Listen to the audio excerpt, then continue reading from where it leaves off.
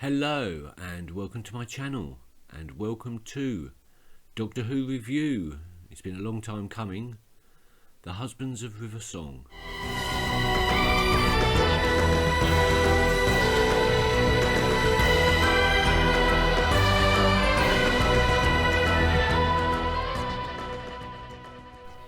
The first thing I want to say about this is that it did not feel like a Christmas special. Yeah, I know about that. Yeah, and that. And that, yes, I know, but once River and the Doctor meet at the ship and the credits start rolling, virtually all references to Christmas and winter disappear. And this could be just any other episode, any other extremely brilliantly written and directed episode. In fact, I'd go as far as to say this episode felt more like a season finale than a Christmas special. And yes, in some ways it is, because if I'm not mistaken, there have been, not including this episode, 13 separate episodes that River Song has featured in. 13 being the number of episodes in the normal run of a series of Doctor Who. So let's see now. We have, they first met at the Silence in the Library, a double episode, Silence in the Library and the Forest of the Dead. Then we meet her again at the crash of the Byzantium, the Time of Angels and Flesh and Stone. After that we meet her at the Pandorica, with the Pandorica Opens and the Big Bang. And then the Impossible Astronaut and Day of the Moon, where we see her battling the Silence. So that makes 8 episodes. And then we have 5 single episodes, namely A Good Man Goes to War, Let's Kill Hitler, The Wedding of River Song, The Angels Take Manhattan, and finally The Name of the Doctor. So the Husbands of River Song really acts as a season finale for this secret season that has been inserted in between all the other seasons. Before it was aired, I thought I was so clever in working out what the Husbands of River Song obviously meant. It obviously meant the Doctor in all his various forms. How surprised I was that everybody else realised this as well. And didn't we just play into Stephen Moffat's hands? It turns out that the Husbands of River Song was actually referring to Ramon and King Hydroflax. And that brings me to my first favourite point of this episode, and that is Greg Davies as King Hydroflax and the very brilliant Matt Lucas as Nardole. I can't think of two better comedians to put together in an episode of Doctor Who. Matt Lucas, best known for his work on Little Britain, the sketch show, and Greg Davies, who's probably best known for his role as the teacher in The Inbetweeners. But of course, in the end, the Husbands of River Song was referring to the Doctor, who was led a little bit astray for a little while, but I thought that was fun. I also loved the whole River Song not recognising the Doctor. Now, I always thought, and to be quite honest, it's come as a little bit of a disappointment to me. I always thought that River could recognise the Doctor not by looks, but by being, by essence. I mean, let's face it, the 11th Doctor was the Doctor that River Song fell in love with and married. And yet we saw in Silence of the Library that River Song recognised the 10th Doctor as the Doctor immediately. And it was a little bit disappointing to find out that she only recognises him because she has photographs of him. And yes, she did have photographs of every single one of them.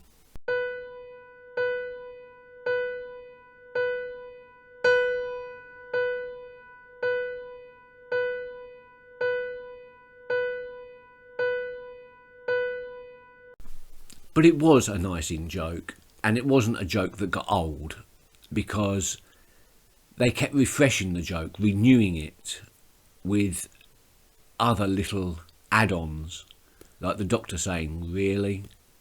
And maybe he'll notice now when she was about to steal the TARDIS. And that was another thing that confused me, because she kind of intimated that she had stolen the TARDIS before and returned it without the Doctor noticing. But every time we've seen her, she has travelled through time using her little vortex manipulator thingy. So why does she suddenly need to steal the TARDIS? And also, she's stealing the TARDIS, so she knows that the Doctor is around somewhere, where she finally realises who it is that's standing next to her, which was, in my opinion, beautiful, but I will come to that in a minute. She claims not to know where the Doctor is, to not care where the Doctor is. Now, that must have been bravado. She says at the end, "I was only keeping them talking till it all kicks off." And I think, actually, that's true. Not that I think she recognised the 12th Doctor as the Doctor, but she knew the Doctor was around somewhere, because she had his TARDIS. She knew he must be around somewhere. Okay, back to the episode. So we've stolen the TARDIS and we're on the ship of tyrants, as I have dubbed it. And that intrigues me, because the way she walks in and the way the concierge treats her like a very valued customer, and yet she reveals later on that even the staff have to have a proven track record of indiscriminate murder. So what is in the River's past? How did she prove? How is she a valued customer? What has she done?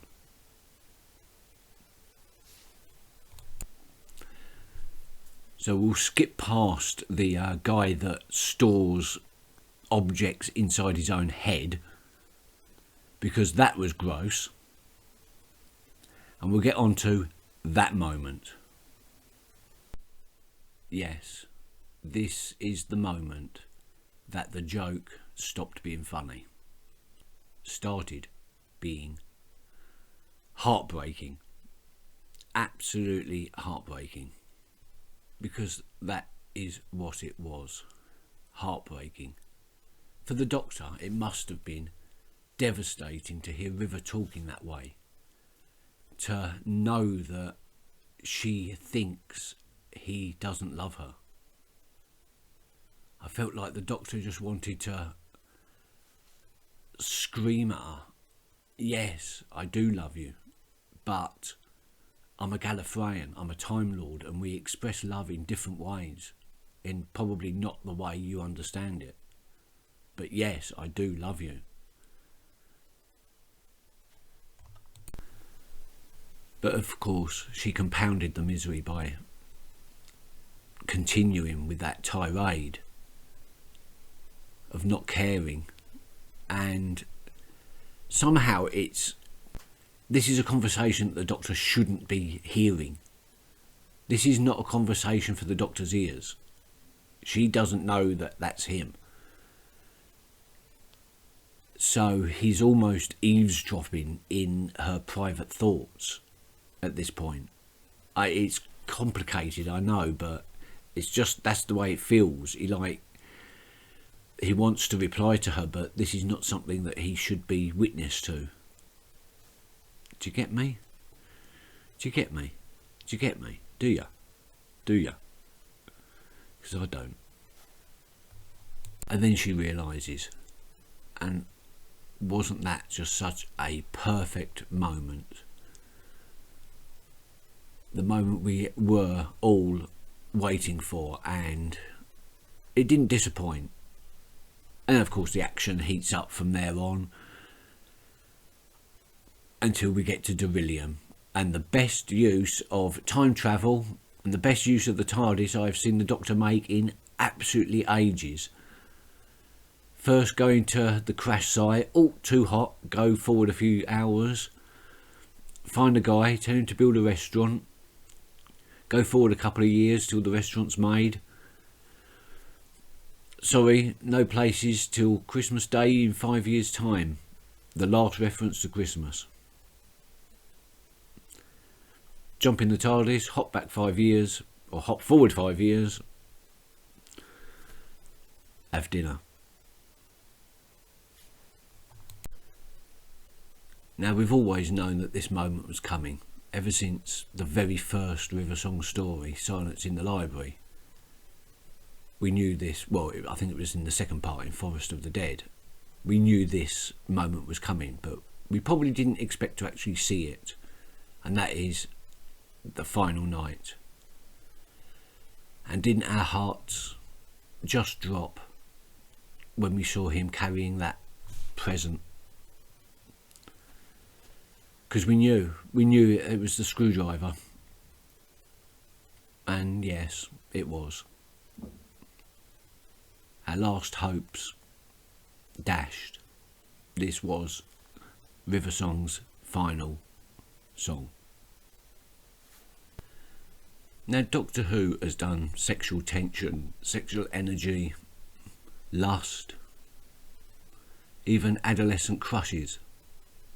But I think as River and the Doctor look over the singing towers of Darillium on their last night, I think I witnessed probably the most beautifully romantic moment in Doctor Who history.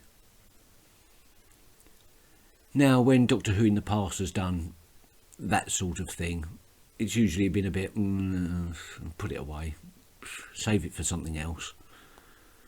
Nah.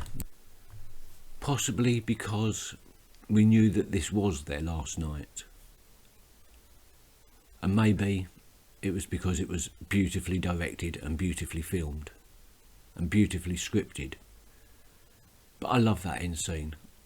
I think it is a fantastic conclusion to River Song's story, and a story arc that has been going for what, 6 seasons?